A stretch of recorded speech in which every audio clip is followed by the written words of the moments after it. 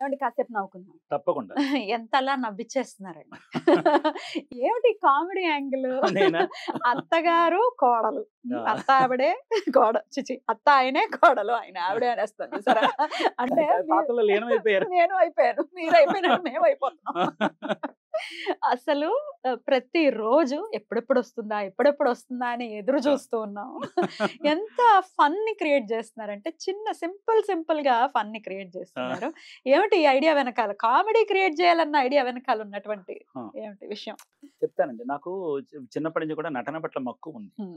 అయితే కొంత ఇదైన తర్వాత నేనేం చేశాను యథాలోపంగా అప్పటికప్పుడు నేనేం చేశానంటేను చిన్న ఆరోగ్యకరంగా ఉండాలి. ఆ నవ్వుకునేది కూడా ఆరోగ్యకరంగా ఉండాలి.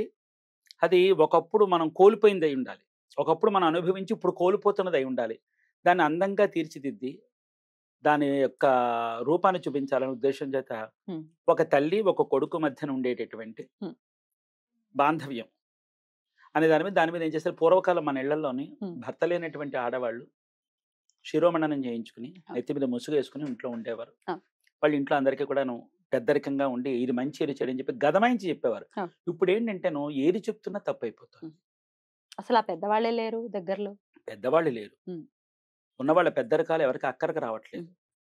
రాను ఇప్పుడు మీరు చూడండి ప్రతి ఇంట్లోని కూడా పెద్దవాళ్ళు కాలం చెల్లి తీరిపోతున్న వాళ్ళు కొంతమంది, ఎవరికి సరిగా పనికి రాక కొంతమంది అనాథాశ్రమాల్లో వెళ్ళిపోవడం జరిగిపోతుంది. దానికి వెళ్ళడానికి పలు కారణాలు ఉంటే ఉండొచ్చు. కాకనగా బరువై మనకు బరువు అనుకుని వాళ్ళని పంపించడం అని చాలా బాధాకరమైన విషయం. కానీ పెద్దవాళ్ళు లేకుండా ఇంటికి ఏది జరగదండి. వాళ్ళు ఎప్పుడు పట్టుకొమ్మే ఇది మంచి అది చెడు అని చెప్పేవాళ్ళు ఉండదండి. అనుభవం ఎక్కడి నుంచి వస్తుందండి? కరెక్ట్. అనుభవం ఎక్కడి నుంచి వస్తుంది చెప్పండి? ఒక కష్టకాలం వస్తుంది. అది అలా కాదు ఇలా చేయాలని చెప్పి పెద్దవాళ్ళు మనల్ని శాసించి చెప్తారు. ఒక డాక్టర్ దగ్గరికి వెళ్తే మనము ఆయనకి ఎన్నేళ్ళ ఎక్స్పీరియన్స్ ఉందో చూసుకుంటాం కదండి కదా. అదే ఒక ఎక్స్పీరియన్స్ తో తండ్రి ఒక మాట చెప్తే పెడచెవిన పెడతాం కదండి. ఏమిటి థాట్ ప్రాసెస్, ఏమిటి జీవన విధానం అని చెప్పి నేను ఆలోచించి ఇలా కాదని చెప్పి దాన్ని నేను ఒక అందంగా తీర్చిదిద్ది దాన్ని చూపిస్తే ఆ మాధుర్యం తెలుస్తుందన్న భావన చేత నేను చేశా. అంటే నేను దీన్ని ఒక ధారావాహికంగా తీయాలని ఒక తృష్ణ ఉంది కడుపులో. నేను ఎంత విశ్వ ప్రయత్నం చేసి ఇది ప్రజలకు ఏ విధంగా చేరుతుందో అన్న విషయాన్ని తెలుసుకోవడం కోసం నేను ఒక నమూనాగా వదిలేను అనమాట.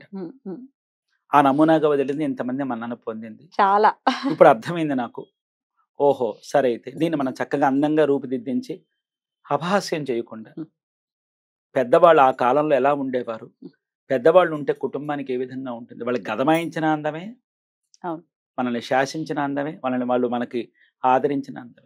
దాని వెనకాల ప్రేమ ఉంటుంది ఖచ్చితంగా ఉంటుందండి. పెద్దవాళ్ళు లేకపోతే ఏ కొంపలోని ఏమీ నడవదండి. అది మాత్రం తథ్యం. మనం అనుకుంటాం మనం యథేచ్ఛంగా బ్రతుకుతున్నాం అనుకుంటాం.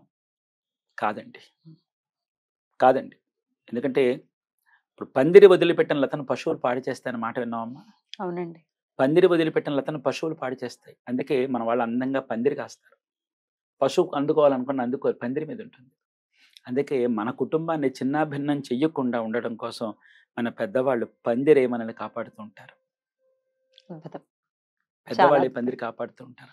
పందిరి గట్టిగానే ఉంటుంది కదా. కుటుంబం అలాగే పెద్దవాళ్ళు కూడా కఠినంగానే ఉంటారు. ఆ కఠినంలో వాళ్ళ వాత్సల్యం కనిపిస్తుంది. ఆ వాత్సల్యాన్ని చూపించాలని నా ఈ ప్రయత్నం. అద్భుతం అండి.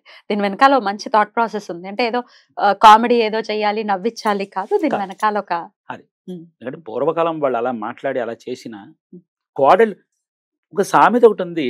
ఇప్పుడు ఉప్పులో వేసిన ఊరగాయ అత్తచాటునున్న కోడలికి తిరుగులేదని. అంటే ఇప్పుడు ఎవరు ఉండట్లేదని అంటారు. ఎలా ఉంటారండి? ఇప్పుడు ఎలా ఉండడానికి అవకాశం లేదు. ఎందుకని ఆ రోజులు ఇప్పుడు లేవు కనుక ఇప్పుడు ఉండవు. కాబట్టి ఇప్పుడు మన ఆ మాట కాదు. కానీ ఉప్పులో వేసిన ఊరగాయ అత్తచాటునున్న కోడలికి తిరుగుండదని చెప్పి చెప్తారు. కాబట్టి ఏంటంటే అత్తగారి దగ్గర కోడలు ఎలాగ ఉంటుందో, కోడలు నీ అత్తగారు ఏ విధంగా యజమాయిషి చేసి కోడల యొక్క శ్రేయస్సు కోరుకుంటుందో కూడా ఇందులో ఉంటుంది అన్నమాట. ఆ అంశాలన్నీ ఎదురు చూపించేటటువంటి ప్రయత్నం చేస్తున్నాను. అందుకే ఒక చిన్న మచ్చుతనక అలా వదిలేను అన్నమాట. చాలా బాగుంది. అది చాలా క్యూట్ గా ఉంది. ఇంకా పలు అంశాలతో కూడినట్టు కొన్ని అంశాలు ఉన్నాయి. ఎదురు కూడా కొంచెం వాత్సల్యం అని చెప్పి ఒకటి ఉంది. అంటే తండ్రి కొడుకుల మధ్యన ఎప్పుడు సయోధ్య ఉండాలండి. తండ్రి ఎప్పుడు కూడా కొడుకు శ్రేయస్సుని కోరుకుంటాడు. అంటే కొంతమంది ఉండకపోవచ్చు, కొంతమంది తల్లులు, కొంతమంది తండ్రులు దుర్మార్గంగా ఉంటారు, లోకో భిన్నరుచి. కానీ ఏంటంటే సాధ్యమైనంత వరకు కూడా ఏ తల్లి అయినా తల్లి మమకారంగా చూడటం సహజమే. తండ్రి మమకారం ఎలా ఉంటుంది తెలిసినమ్మా, కంచెలా ఉంటుంది. ఒక పొలానికి చుట్టూ కంచె కడితే ఎలా ఉంటుందో తండ్రి మమకారం అలాగే ఉంటుంది. కంచె తెలిసిందా? అది పటిష్టంగా ఉండాలి. అలాగే ముళ్ళతో కూడా ఉంటుంది. తండ్రి బిడ్డలను పెంచేటప్పుడు తల్లిలాగా ఎలా పెంచుతాడండి? పెంచాడు. తల్లి ప్రేమ కళ్ళల్లో ఉంటుంది, తండ్రి ప్రేమ గుండెల్లో ఉంటుంది. గుండెలో అది కనిపించదు, కంటిలో అది కనిపిస్తుంది కదా. అందుకే ఆ తండ్రి ఎప్పుడు కూడా ముళ్ళ కంచెలాగా చుట్టూ బలంగా కూర్చుంటాడు అనమాట. ఏ పశువు లోపలికి వచ్చి పాడు చేయకూడదు, తన పిల్లలు ఏ పశువుల బారిన పడకూడదని తండ్రి ఎప్పుడు కూడా కంచె కట్టుకునే ఉంటాడు. ఆ తండ్రి యొక్క మమకారం బిడ్డల మీద ఎలా ఉంటుందో చూపించాలని ఆ అంశంతో కూడా ఎదుర తీయబోతున్నాను.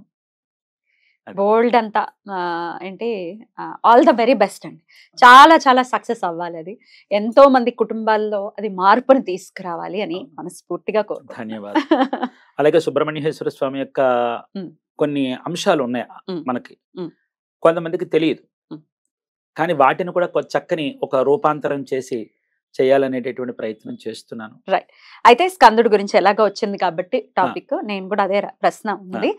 స్కందారాధన ఖచ్చితంగా ఎలా చేసుకోవాలి అనేది ఒకసారి చెప్పండి. స్కందుడిని ఆరాధిస్తే అటు ఇవాళ రేపు మనం చూస్తున్నాం ఆర్థిక పరమైన ఇబ్బందులను తట్టుకోలేకపోతున్నాం. అవునండి. కుజుడికి అధిదేవత స్కందుడు అని చెప్తారు.